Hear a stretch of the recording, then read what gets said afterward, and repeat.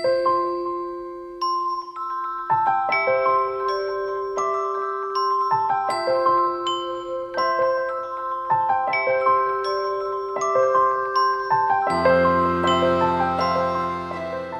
everyone and welcome to my channel.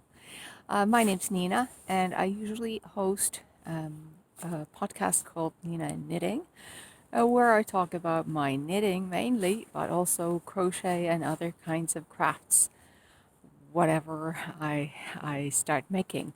But this year I have been sewing quite a bit and I already posted one video with all my sewing, with the sewing that I've done so far, and that's what I decided to do this time also. The reason why I've been sewing so much is because I'm a sucker for challenges, and I joined a Facebook group called 52 Weeks Sewing Challenge 2021, and they have a challenge for each week.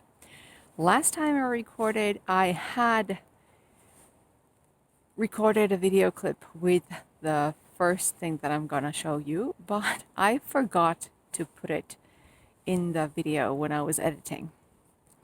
So I'm going to show you the item I made for week 5 challenge, and the name of the challenge was Sew Something for Storage, and I didn't have a lot of ideas for that, and I asked around in the Facebook group, and somebody mentioned that you could sew a project bag, and that's what I did.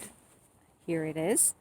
I found a YouTube tutorial about sewing a project bag with a zipper. I'm going to put the link to the video down below because I can't even remember who the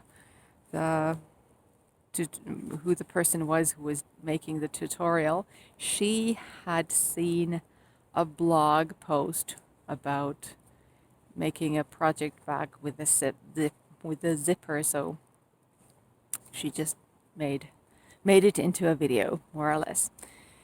I didn't go and see the blog, but I have project bags, but I haven't sewn a project bag with a zipper before. I wanted to use stuff that I already had, so this was sort of the longest zipper I had in my stash at the moment, and she recommended a longer one. That's why mine is smaller than recommended in the video. She made a bag with just one fabric in the outside and another in the inside, the lining fabric. I wanted to make 2 colors in the outside, but so that was my own modification. But other than that, I did what she recommended or instructed in the video. The lining is a fabric that I had already, and these were just little scraps. She told us how to put a strap in here, and my own modification was to put a little key ring in the inside of the bag, so that if you want to put, I don't know, stitch markers or something in, you can attach them to this ring. Other than that, there's this the lining and the outer fabric, and then the, not the insulation but interfacing. She had used something that you can iron on one of the fabrics, the outer fabric, as she recommended. I didn't have that, but I did have some interfacing, just that you can't attach anywhere, so it's just here between the 2 layers of fabric. But yeah, it was a fun little thing, not very handy for my knitting because it's not very big. The you know, the opening in here is not very big, so maybe I could put some socks on the go in here, but other than that, well, it was just to sort of test the tutorial and see well, if I could make the same as she did. So that was week 5, and I have my notes in here and they're flying away. For week 6, the challenge was to sew something with buttons or snaps. And again, I combined the sewing hobby to another handicrafts hobby, my knitting, and I made some needle cozies. Here's one with a circular needle, although I don't have a project attached to it. But yeah, the idea is that you put your needles in and you put the snaps around the needles, and this way you won't lose your stitches on the needle. You can use this with double pointed needles, of course, too. And then that's one good thing, that you're not going to lose your stitches. And then another one is that you're not going to poke holes in your project bags, even if you have very sharp needles. This was a tutorial, a blog tutorial that I used, and I'm gonna link that down below also. But very straightforward to make. You chose one fabric for the outer side, one for the inside. I've ordered these some years ago, I think. Haven't used many. But yeah, so you have a lining and then you put in the snaps, and oh my goodness, putting snaps in your clothes or whatever projects in the fabric, making sure that the halves of each half, the pieces of each half fully align so that they will stick together. It's not easy. Oh my goodness, it took me quite a few tries so that I could make it. I have these pliers that you can use for it, and it's a little bit easier maybe with them, but anyway, it wasn't fun at all. And I'm gonna insert another video somewhere towards the end of this, and you'll see another project where I used some snaps and really had some hard time with it. But yeah, I could make many of these, but I just don't need more. I mean, not sure how much I'll be using these at all, but yeah, it was a fun and a quick little project, and you'll see a link down below if you want to check out how you can make some for yourself. The challenge for week number 7 was to sew something green or environmentally friendly. And I had an idea to make some produce bags myself, and this sort of gave me the push that I needed to, really go ahead and do it. And here's one. I made 2. The other one is at home. I have some tomatoes in it, but I didn't have any sort of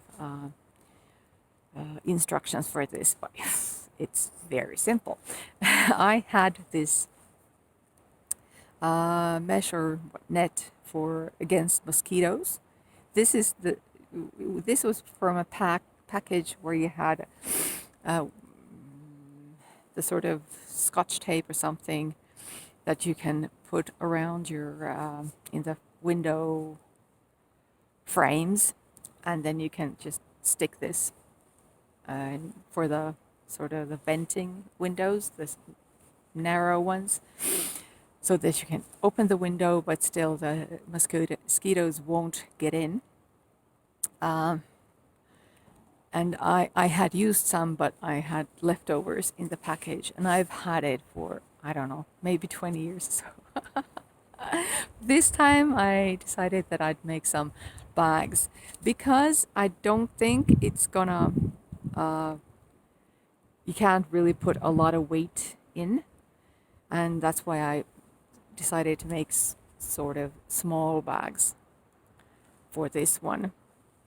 I just cut some rectangles and folded in half, and the seam that I made in here, apparently I googled, this seam apparently is called the French seam in English, and the French call it couture anglaise, which means the English seam.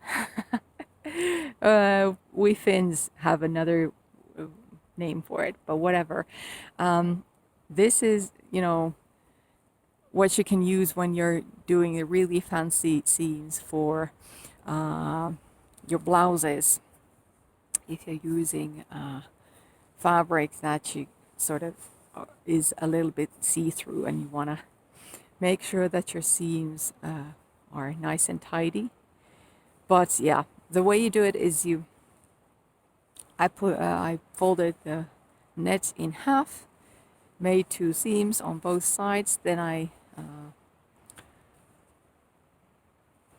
turned it inside out, made a seam right just a little bit left, yeah, to my left, from where the fabric or the seam allowance ended here, and made another seam so that when you turn it right side out, you're not going to have any fabric or any sort of untidy stuff coming out of the seam. And then I just folded it over here in the top of the bag. I used some ribbon that I had in my stash. This is actually from a few shirts that I've bought.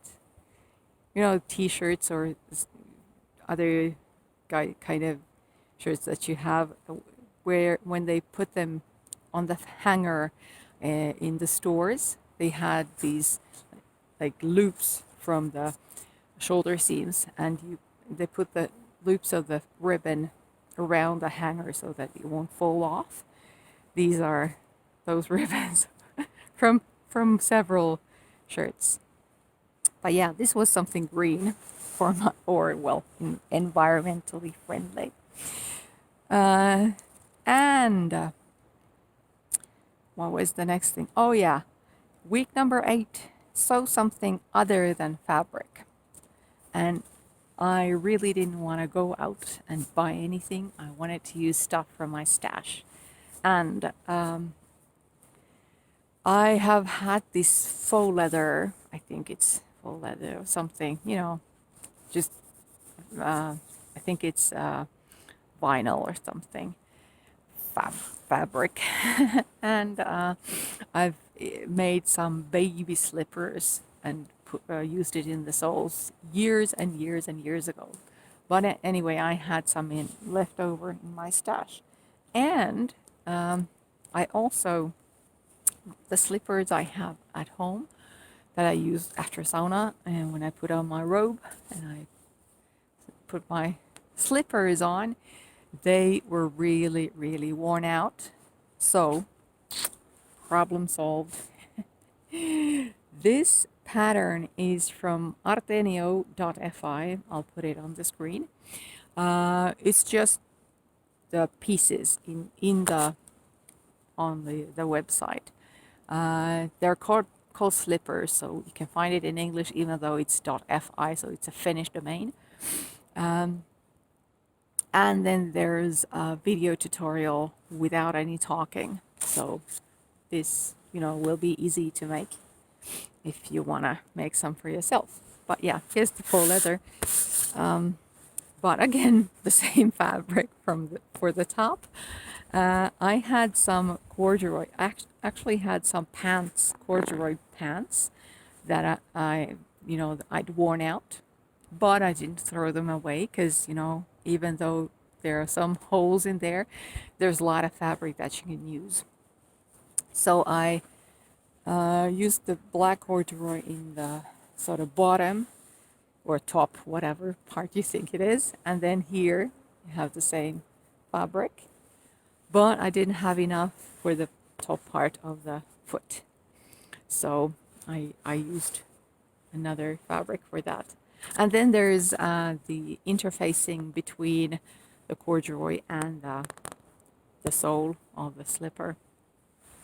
But yeah, it was not easy after I had turned it over. I just hand stitched it. I left an opening here, pretty big one, because this is not very flexible.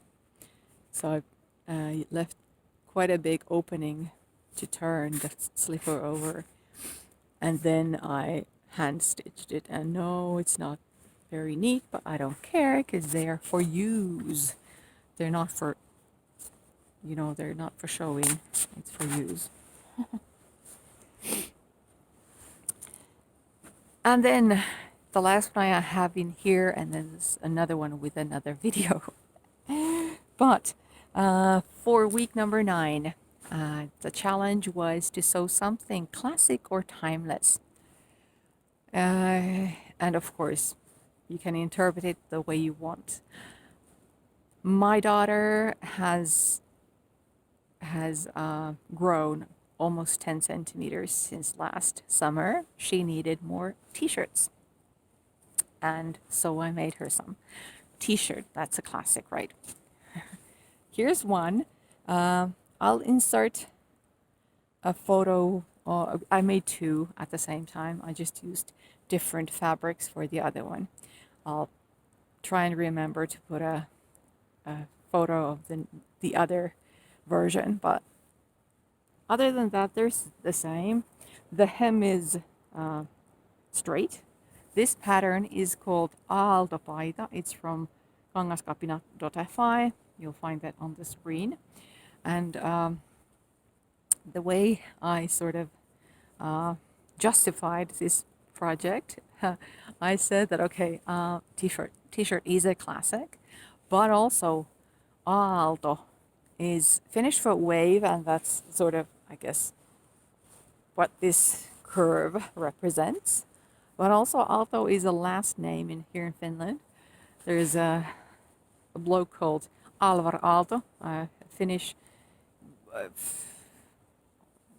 He's passed away already, but a Finnish architect and interior designer, Alvar Aalto, and his Aalto vases are a classic in here. So I have a lot of reasons why I chose this. But yeah, I have modified the pattern from the website. I have a different neckline in here. It has what's it called? Boat neckline, I think, in the pattern. But I tried that with the first t-shirt that I'd made. I made some of these last summer for my daughter. But the first one I tried with the boat neckline didn't work for it. It was way too wide. It would drop from her shoulder. And besides, I sort of thought that the crew neck, is it? Looks better on her. Besides, it's easier to make. Once you get the shape, it's easier to make than the boat neckline. So that's my own modification. And in the pattern, they just instruct you to fold this fabric and make a fold in here. I've done that before, but I found it difficult because it's not, there are some seams that are going to be shorter. Oh, anyway, I think this was an easier finishing to make. Besides, I can use the same fabric as here in the bottom, so it's a nice look. Also in the pattern, the hem is curved, but hemming a curved hem was a nightmare. I tried it last summer, decided that I didn't want to do it again. so that's why this is different, but from the pattern, but with some modifications. And then I'm gonna put one video clip where I show stuff that I've already mailed out. Our kids got a new cousin last January, and the boy's going to be christened one of these days, I don't know, and I decided to make him something as a present. I found a pattern in the magazine Suuri Käsityö 1/2021. I don't have that anymore. I borrowed it from the library. But here is what I found there. So it's a pair of overalls, as you can see. Sorry about the lighting. The version in the magazine was made from a stretchy material. I just happen to have this oh, that's untidy, sorry. It looks worse on camera than in real life. But yeah, so I have this corduroy fabric. I've had it for a long time, perhaps 20 years or so. I'm not sure. But I haven't made anything out of it because it's kind of a, because of the penguins, I thought it would be more for a baby. My kids, or at least even my younger kid, has grown out of this kind of fabric a long time ago. So now that there is a baby boy in the close family, I decided that I would use this fabric, but it's not stretchy. So there were a couple of modifications I needed to make. So this is pattern number 14 from the magazine, if one of the Finnish viewers have the magazine. And it's got a big pocket here in the front. And the straps over the shoulders are just tied in here, and that's how you adjust the length of the straps. It has a button here in the back, but that's just for show, and of course so that you can, if you want to, you can open the straps. But of course, the way I used to put on this kind of clothes on my baby at the time they were small were, of course, that you have the snaps here. So you just open it all the way, and then you put it on the kid, and then you close the straps. And of course, when you this is where you change the diaper. Now, the flap in here, whatever, is doubled, and I used another fabric for the sort of wrong side, because if I had used this, it would have been so heavy, so thick and bulky. So I decided to use this is like a cotton cotton fabric that you can make blouses out of. Yeah, and because it's a different fabric, I just folded it here in the sort of hem of this piece so that it would be neater. And this is, you have these this elastic going through the bottom and the back of the pants, and of course you can adjust that with this elastic. You have the buttons, and then the elastic band has buttonholes so that you can tighten it if you want. And yeah, this was pretty fiddly, of course, partly because of the fabric, because it's stiffer than the one that was sort of intended for this pattern, for this piece. But of course, when you're doing something with buttons and buttonholes and, oh my goodness, the snaps, I must have just tried like 3 snaps or 3 halves of a snap, because they're not easy. They're not easy to put on the clothes. Of course, they're very easy when you use it, but yeah, I really had a hard time getting them in place. I had gone to the store and bought some that I considered to be pretty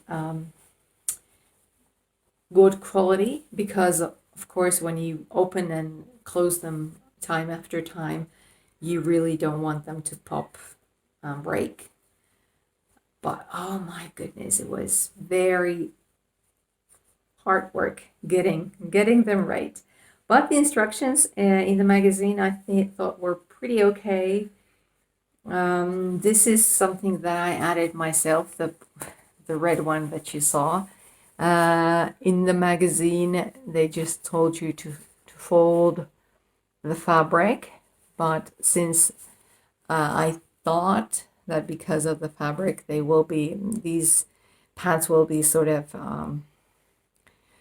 for parties, bit fancier pants, then I just wanted to add a little bit of something to make it even fancier.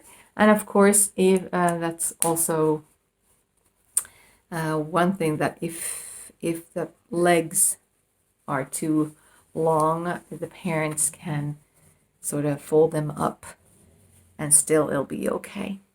But yeah, these will go in the mail, because I heard that the baby's getting bigger, so I'll have to mail these out before they get too small for the kid.